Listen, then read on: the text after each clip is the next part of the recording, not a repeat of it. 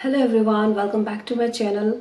मैं हूँ नीलम और आप सभी को मेरे चैनल पे दिल से स्वागत है। और टाइटल देख के तो आप लोगों को पता चल ही गया है कि आज मैं किस टॉपिक में बात कर रही हूँ। आज मैं अपना फर्स्ट कंसीव स्टोरी शेयर कर रही हूँ जो मेरे लिए बहुत ही ज़्यादा पेनफुल था, बहुत स्ट्रगलिंग भरा पीरियड था।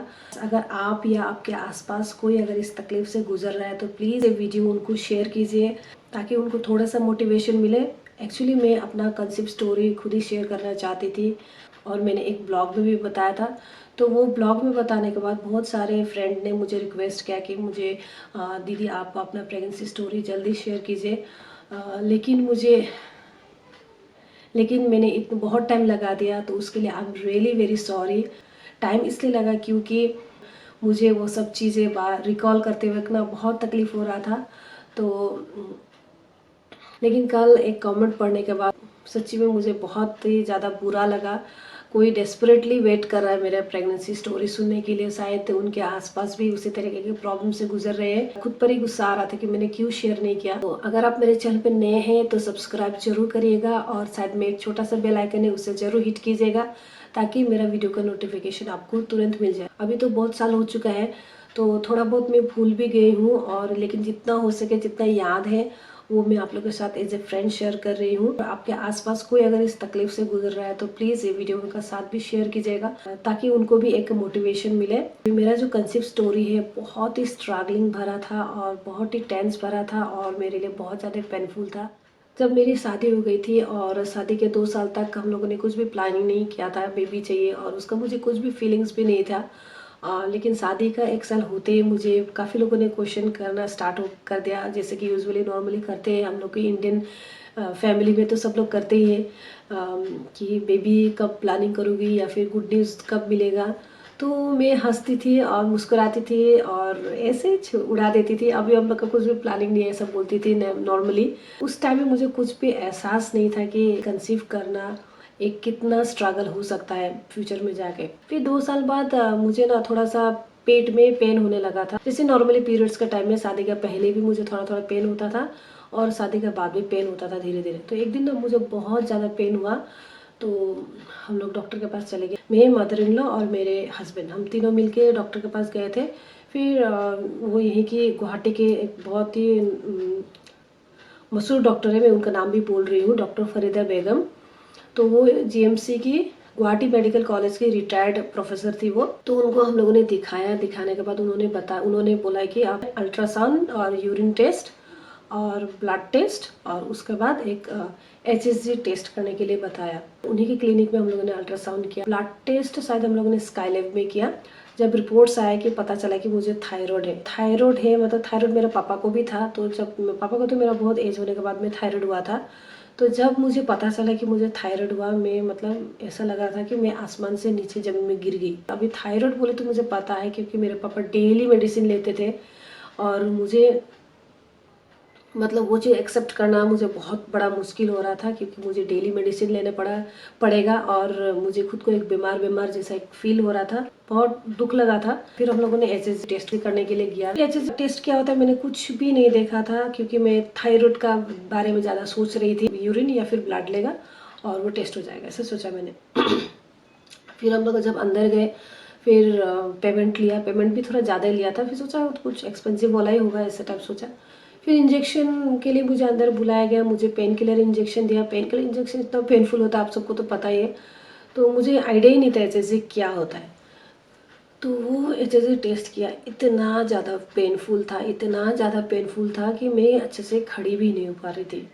तो HSG टेस्ट क्या होता है मैं बताती हूँ आप लोगों को, क्योंकि जब मैं कंसीव स्टोरी आपके साथ शेयर कर रही थी HSG के बारे में मुझे आप लोगों के साथ शेयर करना पड़ेगा। तो HSG टेस्ट क्या होता है कि अगर आपके यूट्रस में या फिर फैलोपियन ट्यूब में अगर कुछ भी अगर ब्लॉकेज है तो एक कुछ लिक्विड गैस डाला जाता है वेजिना के थ्रू। तो उससे मतलब उन लोगों को एक एक्सरे टाइप एक रिपोर्ट मिल जाता है और कहीं अगर ब्लॉकेज है तो उसका मतलब पता चल जाता है, डिटेक्ट हो जाता है। तो वो टेस्ट हो गया, होने के बाद में कुछ एंटीबायोटिक वगैरह दिया। एंटीबायोटिक खाने के बाद 2-3 दिन में ठीक हो जाता है, लेकिन प्रोसीजर ना बहुत ज़्यादा पेनफुल होता है। तो वो टेस्ट हो गया, होने के बाद में हम लोग ने रिपोर्ट्स वगैरह उनको दिखाया। रिपोर्ट्स में छोटा छोटा सिस्टे बोल के आया, इसकी वजह से शायद कंसीव नहीं हुआ बोल के डॉक्टर ने बताया कि अबॉर्ट करने के टाइम में जो प्रोसीजर होता है ना, तो उस टाइप का प्रोसीजर होगा, तो ये ठीक हो जाएगा, कोई डरने की बात नहीं, ये क्लीन हो जाएगा, ऐसा बोला डॉक्टर ने। फिर हम लोग ने वो भी कराया, क्योंकि यहाँ तक पहुँच गए तो वो तो कराना ही पड़ेगा। फिर हम लोगों ने वो भी कराया, और उसमें मतलब यहाँ पे मुझे एक इंजेक्शन दिया हुआ था, एनेस्थेसिया के थ्रू वो प्रोसीजर हुआ था, और 1.5-2 घंटा ऐसा कुछ लगा था, पता नहीं, मुझे एग्जैक्टली याद नहीं, इसलिए मैं आप लोगों को पहले बता दिया। लेकिन जो मेन पॉइंट है मैं आप लोगों के साथ शेयर कर रही हूँ और करती रहूँगी। वो प्रोसीजर होने के बाद में बोला कि डॉक्टर ने आप लोग कंसीव कर सकते हो, ऐसा बोला। फिर हम लोग ने ट्राई किया, कंसीव नहीं हुआ। फिर मैं वो डॉक्टर के पास जाने छोड़ दिया, नहीं ये डॉक्टर ने पहले HSG कराने के लिए दिया, इतना पेनफुल, उसके बाद ये क्या किया, ये भी इतना ज़्यादा पेनफुल, मुझे डॉक्टर के पास नहीं जाना बोल के मैं गई नहीं। फिर हम लोगों ने बहुत सारे और भी डॉक्टर को दिखाया, मतलब गुवाहाटी का कोई भी डॉक्टर को, लेडी डॉक्टर को या फिर जेंट्स डॉक्टर को नहीं छोड़ा, सब डॉक्टर के पास दिखाया। सब लोग बोलते हैं बेबी होगा होगा, लेकिन बेबी होता ही नहीं था।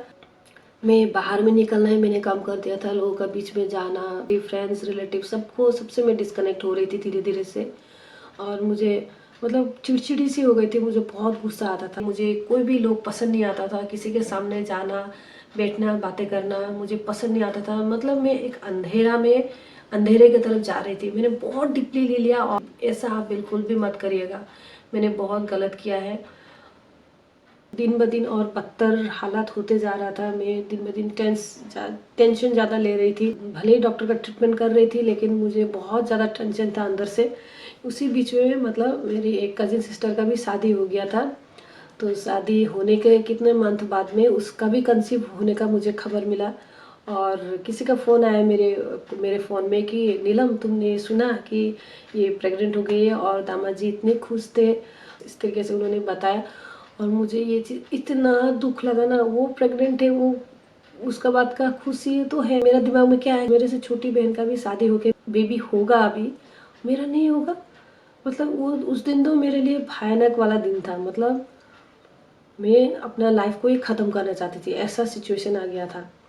फिर शाम का टाइम था, ऐसे 6 साढ़े 6 ऐसा कुछ बजा था टाइम, तो मैंने अचानक मम्मी को फ़ोन किया। फ़ोन करके मम्मी को मैं बहुत ज़ोर ज़ोर से रोने लगी कि मम्मी मुझे अब और नहीं जीना है, क्योंकि मेरे से छोटे बहन लोग का भी शादी हो गया, बेबी हो रहा है, और मेरा नहीं हो रहा है। मतलब मेरा कभी भी नहीं होगा, इतना ट्राई करने के बाद, इतना डॉक्टर को दिखाने के बाद भी मेरा नहीं हुआ है, तो मेरा कभी भी नहीं होगा। अब मुझे नहीं जीना है, मैं अपना लाइफ को ख़त्म कर रही हूँ, ऐसा बोल के मैं पूरा रोने लगी। उधर मम्मी भी रोने लगी, और कोइंसिडेंस ये था कि मम्मी उस दिन मेरी चाची को लेके वही गायनेकोलॉजिस्ट के पास में गई थी, जिसको मैंने पहले फर्स्ट टाइम मैंने दिखाया था ना, उनके पास में गई थी, क्योंकि वो मेरी मम्मी की, मतलब मेरी मम्मी ने उनके थ्रू एक यूट्रस का ऑपरेशन भी, यूट्रस रिमूवल वाला ऑपरेशन करवाया था मम्मी ने। उस टाइम में ठीक उसी चैम्बर में डॉक्टर के पास मम्मी और चाची बात कर रहे थे, तो मम्मी भी वहाँ पे रोने लगे। तो डॉक्टर ने पूछा क्या हुआ, क्यों रोने लगे आप ऐसे। फर्स्ट टाइम डॉक्टर को मैंने जब दिखाया था ना, तो डॉक्टर पता नहीं क्यों मुझे बहुत पसंद करती थी, मतलब उनको पूरा याद था, इतना साल बाद का भी, 2 साल पहले का बात भी उनको पूरा याद था। तो मम्मी ने बोला कि नीलम ऐसा ऐसा रो रही है, ऐसा देखिए ना, ऐसा। तो डॉक्टर ने मम्मी का हाथ से फ़ोन छीन लिया, छीन के उन्होंने बोला कि नीलम तुम ऐसा हार मत मानो, ऐसा मत रो, तुम कल ही मेरे पास अपने हस्बैंड को लेके कल ही आ जाओ, हम तुम्हारे के साथ मिलेगा, ऐसा उन्होंने बोला। बोलने के बाद पता नहीं उस दिन शायद मुझे जिंदा रहना था। आज आपको ये वीडियो जो शेयर कर रही हो ना, उस दिन रात को फ़ोन किया था, तो नेक्स्ट डे शाम को उन्होंने बुलाया था। तो रात भर मुझे नींद ही नहीं आया, मुझे कब कल शाम होगा, कब कल आएगा, कब कल शाम होगा और मैं डॉक्टर के पास जाऊंगी, बस यही था मेरा दिमाग में। तो हम लोग चले गए ठीक टाइम में, जितना टाइम उन्होंने बुलाया था, मैं और मेरे हस्बैंड चले गए। जाने के बाद दिखाया उनको, और उन्होंने बहुत अच्छे तरीके से मुझे समझाया, बहुत उन्होंने प्यार से मुझे समझाया, और इतना प्यार से वो ट्रीट किया ना उन्होंने, मतलब क्या बताओ। अभी भी मैं जब भी उनसे मिलती हूँ ना, मतलब ऐसा लगता है एकदम क्लोज, कोई मम्मी से मिल रही है ऐसा फील होता है। तो उन्होंने मुझे इतना प्यार से मुझे समझाया और बोला कि तुम इसलिए मैंने बताया था ना, इसलिए मैं शेयर नहीं करना चाहती, मुझे दुख लग जाता है बहुत। तो उन्होंने मुझे इतना प्यार से समझाया और बताया, नीलम तुम्हारा केस मैं लूँगी अपना हाथ में, तुम्हारा बेबी होगा ही, और एनी हाउ होगा, तुम चिंता ही मत करो, हाथ से मैं तुम्हारा केस हाथ में ले रही हूँ, और अभी तुमको टेंशन फ्री रहना है, ऐसा बोला उन्होंने। तो मुझे इतना ज़्यादा हिम्मत मिला ना, उनका ये बातें सुन के इतना अच्छा लगा। फिर उन्होंने उस दिन कुछ मेडिसिन वगैरह लिख के दिया, फिर बोला कि हस्बैंड का सीमेन एनालिसिस भी करना पड़ेगा और मेरा कुछ अल्ट्रासाउंड, सोनोग्राफी, फिर से एचएसजी, ये सब करना पड़ा क्योंकि 2 साल बाद का केस है। तो 2 साल पहले कुछ और था, 2 साल बाद कुछ और हो सकता है। सोनोग्राफी किया, उसके बाद ब्लड टेस्ट, फिर यूरिन टेस्ट, उसके बाद थायराइड वगैरह जो भी था सब एक ही साथ में। उसके बाद एचएसजी भी उन्होंने लिख के दिया। लास्ट टाइम आपने जब एचएसजी लिख के दिया था, मैंने एचएसजी कराया था, वो मुझे बहुत ज़्यादा पेन हुआ था क्योंकि उन लोगों ने मुझे खाली इंजेक्शन, पेन के लिए इंजेक्शन दे के किया था और वो बहुत ज़्यादा पेनफुल था। इसलिए ऐसा बोल के मैंने जब उनको बताया तो उन्होंने बोला कि ठीक है, तो एचएसजी का टेस्ट मैं खुद ही करूँगी, हॉस्पिटल में करूँगी। बताया गोइंका हॉस्पिटल है, तो वहाँ पे उन्होंने मुझे बुलाया। तो वहाँ पे गया, उन्होंने मुझे उस दिन फुल एनेस्थीसिया दे के वो एचएसजी टेस्ट किया और उसमें मुझे कुछ भी पता नहीं चला। बस जब मुझे होश आया तब थोड़ा थोड़ा पेन था, लेकिन 2-3 दिन में ठीक हो गया। मुझे कुछ भी पता नहीं चला इस बार एचएसजी करते हुए। फिर उस और एचएसजी वाले इस बार की एचएसजी रिपोर्ट में सब ठीक ही था, कुछ ऐसा प्रॉब्लम नहीं था।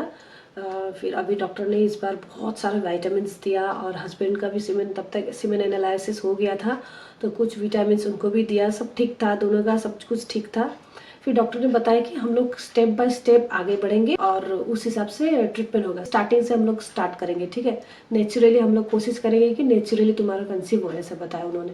तो मैंने ठीक है, डॉक्टर जो बोल रही थी बस मैं डॉक्टर को भरोसा करके वो जो बोल रही थी वैसा मैं करते जा रही थी। तो फर्स्ट टाइम उन्होंने बहुत सारे मेडिसिन दिया था और वाइटामिन भी बहुत एक्सपेंसिव वाला ही वाइटामिन लिख के देती है वो। तो वाइटामिन, मेडिसिन और ये सब वगैरह उन्होंने दिया। फिर टाइम टू टाइम खाने के लिए बोला और कुछ एक प्रेगनेंसी का कुछ टैबलेट्स दिया था उन्होंने। तो वो सब लिया, लेने के बाद भी हम लोगों ने 2 महीने 3 महीने तक ट्राई किया, बेबी कंसीव नहीं हुआ। तो उन्होंने बताया कि इस बार तुम्हारा वो ओवुलेशन पीरियड को मॉनिटर करते हुए तुमको इंजेक्शन देने पड़ेगा, ऐसा बोला उन्होंने। तो ठीक है, तो ओवुलेशन पीरियड को मॉनिटर कर करके उन्होंने इंजेक्शन दिया, वो भी फेल हो गया, इंजेक्शन वाला भी ट्रीटमेंट फेल हो गया। फिर से डिप्रेशन पीरियड आ रहा था मेरे लिए, फिर से स्ट्रगलिंग पीरियड आ रहा था। फिर मेडिसिन भी फेल हो गया, इंजेक्शन भी फेल हो गया। फिर थर्ड उन्होंने बताया कि तुमको डायग्नोस्टिक लैप्रोस्कोपी करना पड़ेगा और ये मतलब एक ऑपरेशन टाइप ही होता है, फुल्ली ऑपरेशन टाइप होता है, ऑपरेशन थिएटर में किया जाता है और सारा प्रोसीजर जो भी उन्होंने बताया। फिर हम लोग उसके लिए भी पूरा मान गए और ये काफ़ी एक्सपेंसिव भी था, पैसा, एनर्जी, टाइम सब खर्च होने वाला था इस बार। तो हम लोग इसके लिए भी रेडी हो गए, तो हम लोग चले गए, जाके उन्होंने बताया ऐसा ऐसा इस दिन में आ जाओ।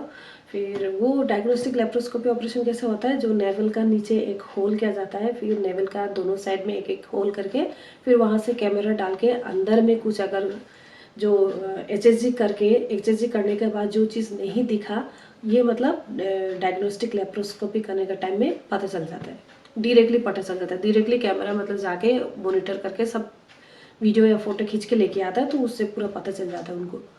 तो डायग्नोस्टिक लेप्रोस्कोपी करने के लिए भी मुझे फुल एनेस्थेसिया दिया गया था, तो उसमें कम से कम 2.5 घंटा लग गया था। सोचिए कितना बड़ा ऑपरेशन होगा। ऑपरेशन के बाद में हाफ एन आवर लग गया था मुझे होश आने के लिए। तो ऑपरेशन के हाफ एन आवर बाद में मुझे होश आया। फिर उन्होंने 2 दिन वहाँ पे रखा, फिर 2 दिन के बाद मुझे रिलीज़ दिया गया और मैं घर में आई। घर में आके उन्होंने बताया कि ये डायग्नोस्टिक लेप्रोस्कोपी करने के बाद तुम्हें 2 महीना रेस्ट करने के बाद तुम लोग कंसीव कर सकते हैं, ऐसे बताया उन्होंने। तो हम लोग ने उसी तरीके से वो जो बोल रही है बस वही चीज़ हम लोग फॉलो कर रहे हैं। तो 3 महीने बीत गया, लेकिन मैंने फिर से कंसीव नहीं किया। तो इस बार तो मुझे मतलब बहुत गुस्सा आ गया, बहुत पेशेंस अभी बाहर हो गया, बहुत गुस्सा आ गया। जिस दिन ही पीरियड्स हुआ उसी दिन ही मैं चली गई डॉक्टर के पास। फिर उस टाइम में वो चैम्बर में बाकी पेशेंट्स को देख रही थी, मैं सीधा घुस गई अंदर में और मैं वहाँ पे चिल्लाने लग गई, रोने लग गई। आपने जो बोला मैंने वही किया, आपने जिस तरीके से जो ट्रीटमेंट करने के लिए बोला, जितना पैसा खर्चा करने के लिए बोला सब मैंने किया, लेकिन मेरा क्यों पीरियड्स हुआ, मेरा बेबी क्यों नहीं होता बोल के ना मैं वहाँ पे रोने लगी। और सब लोग ना उस टाइम में अभी मुझे अजीब लग रहा है, सब लोग मतलब खड़े हो गए थे और डॉक्टर भी थोड़ी नर्वस हो गई थी। मतलब माहौल बहुत अलग हो गया था और मैं बहुत हाइपर हो गई थी। फिर डॉक्टर ने किसी तरीके से मेरे को मतलब प्यार से एकदम कूल डाउन किया। इतनी अच्छी डॉक्टर ना सच्ची दुनिया में कहीं पे भी नहीं मिल सकती, और इतने प्यार से मुझे कूल डाउन किया। बोला कि नीलम नहीं, ऐसा इतना एग्रेसिव नहीं होता है, तुम ऐसा सुने, ऐसा बोल के उन्होंने मुझे अच्छी तरीके से समझाया और मुझे कुछ टैबलेट्स लिख के दिए इस बार। तो इस बार टैबलेट्स मतलब मुझे एग्जैक्टली याद नहीं है क्या टैबलेट्स था, वो छोटा छोटा करके टैबलेट्स था। और वो उन्होंने बताया कि पीरियड्स को मॉनिटर करते हुए जैसे थर्ड डे का दिन से स्टार्ट करना है और थर्ड डे का दिन में इतना टैबलेट्स खाना है, फिर फोर्थ दिन को छोड़ के फिर फिफ्थ दिन को इतना टैबलेट्स खाना है, ऐसा करके उन्होंने दिया। और वो फाइल में 28 टैबलेट्स ले रहा था, 28 टैबलेट्स था। फिर उस दिन मैं घर में आने के बाद में ठीक पीरियड्स का 3 दिन, नेक्स्ट पीरियड्स का 3 दिन से फिर से मैंने वो मेडिसिन खाना चालू कर दिया। प्रेगा न्यूज़ ये सब एनी टाइम मेरे रूम में पड़ा रहता था। टेस्ट किया, वो मेडिसिन लेने के बाद भी मेरा फिर से पीरियड्स हो गया। तो इस बार तो मैंने सोच लिया क्या करूँ क्या ना करूँ, मुझे कुछ भी समझ में नहीं आ रहा था, पीरियड्स हो गया। तो मैंने सोचा कि पता नहीं मेरा दिमाग में क्या खिलने लग गया। मैंने क्या किया कि इस बार डॉक्टर के पास गई नहीं, मैंने वो जो 28 टैबलेट्स जो दिया था उन्होंने, फिर वो खरीद के लेके आया हस्बैंड को बोल के। फिर मैंने वो दिन में एक एक करके खाना शुरू कर दिया। थर्ड डे से खाना चालू कर दिया, 2 दिन छोड़ के थर्ड डे से मैंने खाना चालू कर दिया। डेली एक एक करके लेने लगे। बिलीव मानिए उसी मंथ को मैं कंसीव कर गया मेरा। हाँ सोचिए। तो 29 अक्टूबर तो पार हो गया, 31 1 तारीख तक पहुंच गया, नवंबर 1 तारीख तक पहुंच गया। फिर उस 1 तारीख को पहुंचते मैंने दीदी को फ़ोन किया, दीदी मेरा तो आज 3 दिन पार हो गया, 3-4 दिन पार हो गया, अब मैं टेस्ट करूँ क्या? बोला कि दीदी ने बोला कि नहीं थोड़ा वेट करो और कम से कम 1 हफ्ता तो वेट करो, तभी तुम टेस्ट कर, तभी तुमको पता चलेगा पॉजिटिव है कि नहीं। तो मुझे बर्दाश्त ही नहीं होता था, मैं किसी का नहीं सुनती थी। डेली एक एक करके शायद 3rd 4th 5th डे से मैंने खुद ही टेस्ट करना चालू कर दिया। फिर जिस दिन मेरा 7-8 डेज हो गया था, जिस दिन 8 डेज पार हो गया था, उस दिन जब मैंने टेस्ट किया सुबह कितना 4:30 बजे, मुझे सुबह नींद भी अच्छे से नहीं आ रहा था, क्योंकि मुझे टेस्ट करना है ऐसे सोच के क्या पॉजिटिव है कि नेगेटिव है, ये सब खाली मुझे क्या न्यूज़ है, मुझे इतना जानने को मन करता था। टेस्ट होने के बाद रिपोर्ट क्या आएगा वही जानने का मन करता था। फिर सुबह 4:30 बजे उठ गई थी। उठने के बाद मुझे यूरिन भी नहीं लग रहा था। ज़बरदस्ती बाथरूम में जाके बैठी हूँ, कब यूरिन आएगा। फिर 5 बजे तक मैं 5 बजे तक सुबह में बाथरूम में बैठी। तो मैंने टेस्ट कराया, टेस्ट करके ना रख दिया। फिर थोड़ा देर देखा कि एक मोटा सा लाइन, तो वो तो आता ही है, मोटा सा लाइन है, और एक एकदम हल्का एकदम बेबी पिंक टाइप बहुत पतला, जैसे चूल होता है ना, हम लोग का हेयर होता है ना, हेयर से भी हेयर का जितना पतला एक पतला सा लाइन मुझे दिखा। राजेश उठो देखो तो यहाँ पे एक मोटा लाइन है, एक क्या लाइन है, ये तो लाइन जैसा लग रहा है, एकदम हल्का लाइन है, लेकिन है कि नहीं ये, ऐसा बोला। फिर मैंने मम्मी को फ़ोन किया, सुबह तब 5 साढ़े 5 बज चुका था तब तक। मम्मी को फ़ोन किया, मम्मी ऐसा एक मोटा लाइन आया है और एक एकदम पतला है कि नहीं पता नहीं, ये लाइन है कि नहीं, मुझे वो भी पता नहीं चल रहा है, ऐसा बोला मम्मी को। मम्मी बोला कि तुम थोड़ा वेट करो, 9 बजे तक वेट करो, एक बड़ा डॉक्टर यहाँ पे है, हम लोग का फैमिली डॉक्टर है एक, तो तुम 9 बजे के करीब तुम आ जाओ, डायरेक्ट उनके चैम्बर में जाके उनको दिखाओ, वो भी बता पाएंगे अगर डायरेक्टली पता नहीं चल रहा है तो उस दिन मतलब वो 6 बजे से 9 बजे तक ना, मतलब 24 आवर्स जितना लंबा लग रहा था। 9 बजता ही नहीं है, वेट कर रही हूँ कब 9 बजेगा, वो जब 9 बजता ही नहीं, क्योंकि 10 बजे डॉक्टर आ जाता है, 9 बजे घर से निकलूंगी तो 10 बजे तक पहुँच जाऊंगी चैम्बर में। तो जैसे तैसे गए, जाने के बाद मैंने डॉक्टर को दिखाया। फिर डॉक्टर ने बोला तो ये तो पॉजिटिव हो, बोला मतलब ये तो पॉजिटिव होने चाहिए, ऐसा बोला। मेरे हस्बैंड को देखे उस दिन मेरा जो फेस में स्माइल आया ना, मतलब इतने साल बाद ना वो पहली बार मेरे साथ दिल से हंसी हूँ, मुस्कुराई हूँ। फिर उन्होंने डॉक्टर ने बोला कि तुम एक काम करो, तुम अभी प्रतीक्षा में जाके दिखाओ, उन्होंने बोला। उसका नेक्स्ट डे हम लोग प्रतीक्षा हॉस्पिटल में गए, फिर वहाँ पे दिखाया। फिर दिखाने के बाद में डॉक्टर ने यूरिन वगैरह टेस्ट करने के लिए दिया और पॉजिटिव आया। बस यही था मेरा प्रेगनेंसी स्टोरी। कंसेप्शन का सबसे बड़ा दुश्मन है टेंशन। टेंशन आप बिल्कुल भी मत लीजिएगा, खुद का ख्याल रखिएगा, एक अच्छा से अच्छा गायनेकोलॉजिस्ट को दिखाइएगा। और आजकल का ज़माना में हर ट्रीटमेंट पॉसिबल है। और डॉक्टर ने मुझे ये भी बताया था कि अगर ये तुम्हारा डायग्नोस्टिक लेप्रोस्कोपी करने के बाद अगर ये फेल हो जाएगा तो नेक्स्ट था मेरा IVF। लेकिन थैंकफुली कि मुझे वो स्टेज तक जाना नहीं पड़ा। मैं चाहती थी कि नेचुरली बेबी हो, तो उसी तरीके से नेचुरली हो गया और कंसीव हो गया। और मेरा प्यारे प्यारे अभी 2 बेटे हैं, एक बड़ा बेटा प्रत्युष, छोटा बेटा आरुष है मेरा।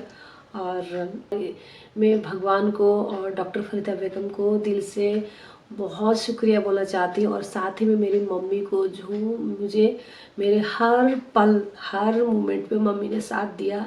और मेरे हस्बैंड तो हस्बैंड है ही, मेरे हस्बैंड बहुत अच्छे हैं, बहुत ख्याल रखते थे, बहुत प्यार करते हैं मेरे हस्बैंड मुझसे।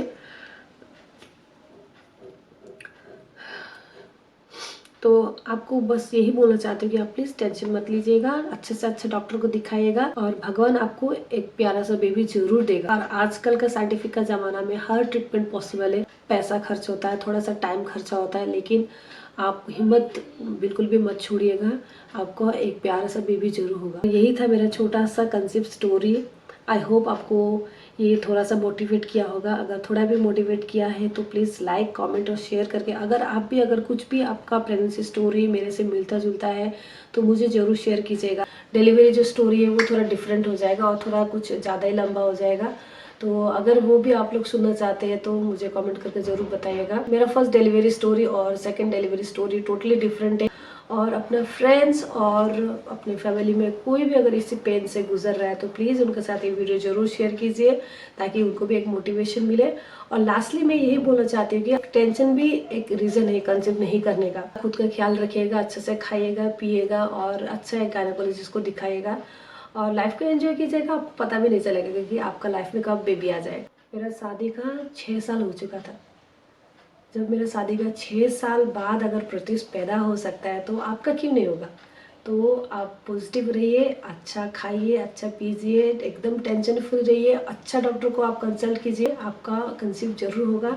तो आई रियली होप कि आपको आज का वीडियो पसंद आया। अगर पसंद आया तो एक लाइक जरूर कीजिएगा और अगर आप मेरे चैनल पर नए हैं तो सब्सक्राइब जरूर करिएगा। तो मिलती है कोई अच्छा सा नया ब्लॉग में या फिर वीडियो में। तब तक के लिए bye bye, take care and love your friend. Please take care of yourself. Bye.